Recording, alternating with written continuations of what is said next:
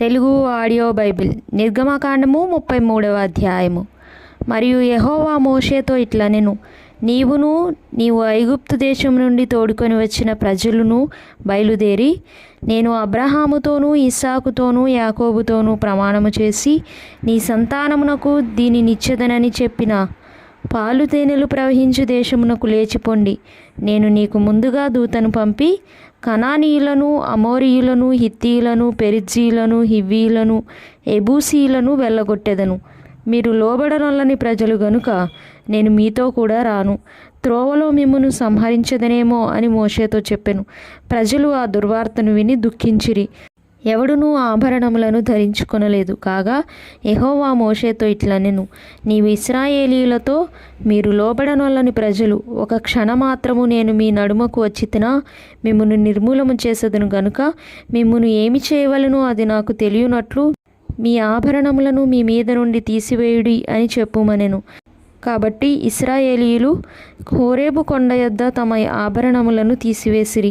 అంతటా మోషే గుడారమును తీసి పాలెము వెలుపలకు వెళ్ళి పాలెమునకు దూరంగా దాని వేసి దానికి ప్రత్యక్షపు గుడారమను పేరు పెట్టెను.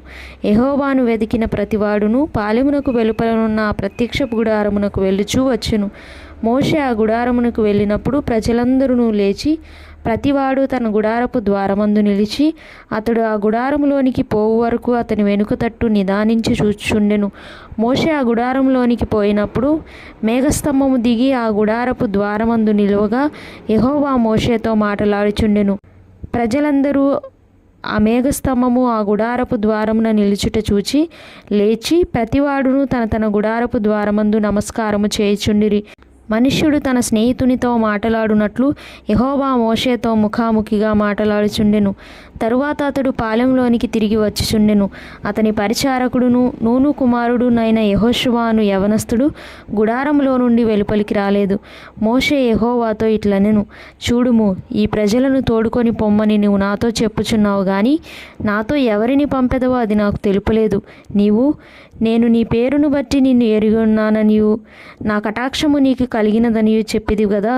కాబట్టి నీ కటాక్షము నా ఎడల కలిగిన ఎడల నీ కటాక్షము నా ఎడల కలుగునట్లుగా దయచేసి నీ మార్గమును నాకు తెలుపుము. అప్పుడు నేను నిన్ను తెలుసుకుందును.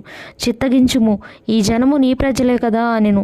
అందుకు ఆయన, నా సన్నిధి నీకు తోడుగా వచ్చును, నేను నీకు విశ్రాంతి కలుగజేసేదనగా మోషే, నీ సన్నిధి రాని ఎడల ఇక్కడ నుండి మమ్మను తోడుకొని పోకము. నా ఎడలను నీ ప్రజల ఎడలను నీకు కటాక్షము కలిగినదని దేని వలన తెలియబడును? నీవు మాతో వచ్చుట వలననే కదా. అట్లు మేము అనగా నేనును నీ ప్రజలను భూమి మీదనున్న సమస్త ప్రజల్లో నుండి ప్రత్యేకింపబడదుమని ఆయనతో చెప్పెను. కాగా యెహోవా, నీవు చెప్పిన మాట చెప్పున చేసేదను. నీ మీద నాకు కటాక్షము కలిగినది.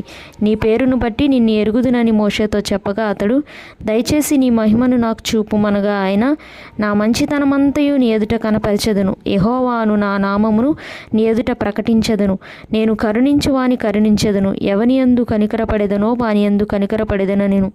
మరియు ఆయన, నీవు నా ముఖమును చూడజాలవు, ఏ నరుడును నన్ను చూచి బ్రతుకడనెను. మరియు యెహోవా, ఇదిగో నా సమీపమున ఒక స్థలమున్నది, నీవు ఆ బండ మీద నిలువవలెను. నా మహిమ నిన్ను దాటి వెళ్ళుచుండగా ఆ బండ సందులో నిన్ను ఉంచి నిన్ను దాటి వెళ్ళు వరకు నా చేతితో నిన్ను కప్పెదను.